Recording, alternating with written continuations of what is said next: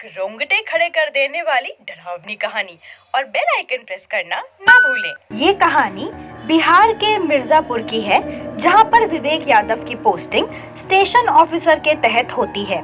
विवेक अपनी पत्नी गौरी के साथ मिर्जापुर के लिए निकल पड़ता है।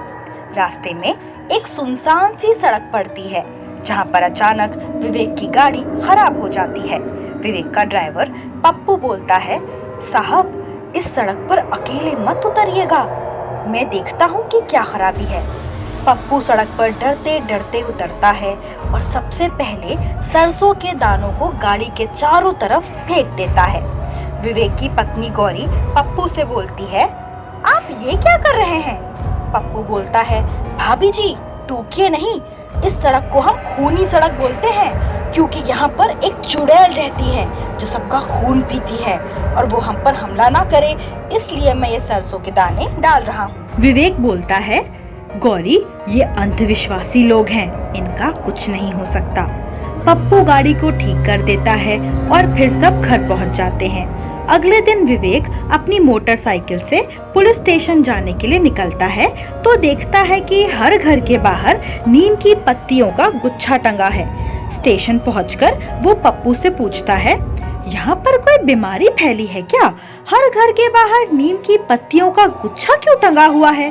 पप्पू बोलता है, साहब आप समझ नहीं रहे हैं, यहाँ पर रज्जो नाम की एक चुड़ैल रहती है और वो उस घर में प्रवेश नहीं कर सकती जिस घर के बाहर नीम का गुच्छा हो, और ना ही वो उन लोगों को नुकसान पहुंचा सकती है जिनके पास सरसों के दाने हो। तभी गौरी का फोन आता है विवेक के पास और वो बोलती है, मैं जरा काली माता के मंदिर जा रही हूँ, अगर हो सके तो शाम को मुझे मंदिर के रास्ते से ले लेना। विवेक फ्री होकर मंदिर पहुँचता है पर उसे वहाँ गौरी नहीं मिलती। वो फोन करता है पर गौरी फोन भी नहीं उठाती।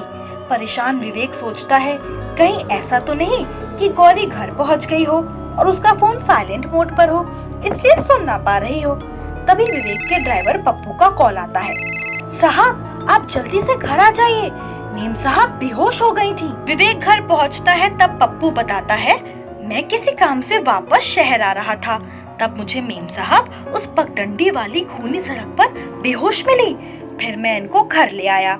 तभी गौरी को होश आ जाता है और वो विवेक विवेक बुलाती है।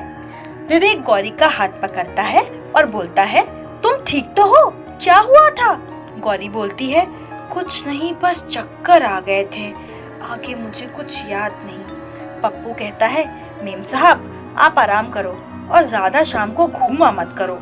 पप्पू दरवाजे से बाहर निकल ही रहा होता है तभी उसकी नजर खिड़की के शीशे पर पड़ती है और पप्पू पलंग पर गौरी की जगह उस चुड़ैल को लेटे देख लेता है और समझ जाता है कि रज्जो आ गई। अगले दिन सुबह जब विवेक सोकर उठता है तो देखता है कि गौरी ने घर के सारे शीशे हटा दिए हैं।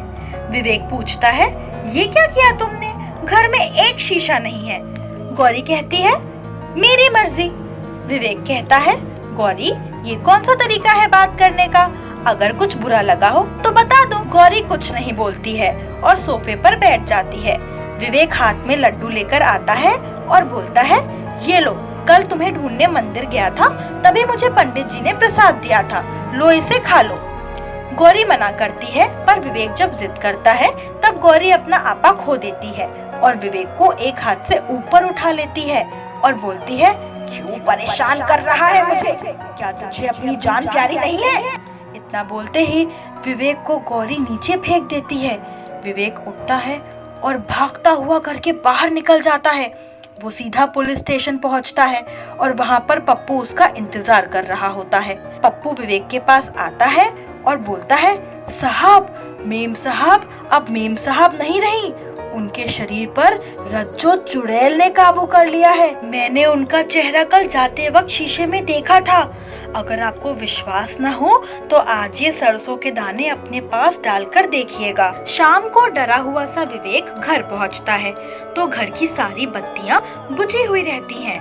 जब विवेक अपने मोबाइल की टॉर्च से लाइट जलाता है तो देखता है कि घर के सारे बल्ब गायब हैं। फिर वो आवाज लगाता है, गौरी गौरी तुम कहाँ हो? गौरी अपनी बदली हुई आवाज से बोलती है, मैं यहाँ हूँ पति देव, ऊपर देखो। विवेक जब ऊपर देखता है तो सकपका सा जाता है क्योंकि गौरी पंखे पर झूला झूल रही होती है। विवेक जल्दी से सरसों के दाने निकालकर अपने पैरों के पास फेंक देता है और एक घेरा बना देता है। गौरी नीचे कूदती है और फिर हंसती है। पागल आदमी, मैं कहीं भी और किसी को भी मार सकती हूँ और ये सरसों के दाने तुझे मुझसे नहीं बचा सकते। गौरी जोर से फूंक मारती है और सारे दाने उड़ जाते हैं। फिर वो भागती हुई विवेक के पास आने लगती है। तभी पीछे से पप्पू हाथ में मशाल लेकर और अपने साथ मंदिर के पंडित को लेकर वहाँ पहुँच जाता है और पंडित उसके बाल काट देता है। मंदिर का पंडित बोलता है, बहुत लोगों का खून चूसा है ना तूने, अब एक एक करके हिसाब देना होगा तुझे। इसी के साथ वो मंत्रों का उच्चारण करने लगता है और देखते ही देखते रज्जो चुड़ैल गौरी का शरीर छोड़कर एक छोटे से संदूक में कैद हो जाती है और पंडित उस संदूक को लेकर वहां से चला जाता है। रास्ते में पंडित पप्पू से बोलता है, इतनी देर हो गई है आज, मैं कल इस संदूक को जला दूंगा और इस चुड़ैल का नामो निशान मिट जाएगा। पंडित घर पहुंचता है और खाना खाकर सो जाता है। आधी रात को उसकी पत्नी को संदूक के अंदर से रोने की आवाज सुनाई देती है।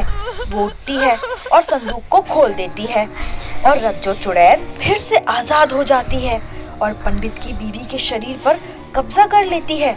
गर्मी से अचानक पंडित की आंख खुलती है और वो देखता है कि संदूक खुला हुआ है। तभी पीछे से आवाज आती है, क्या हुआ पतिदेव?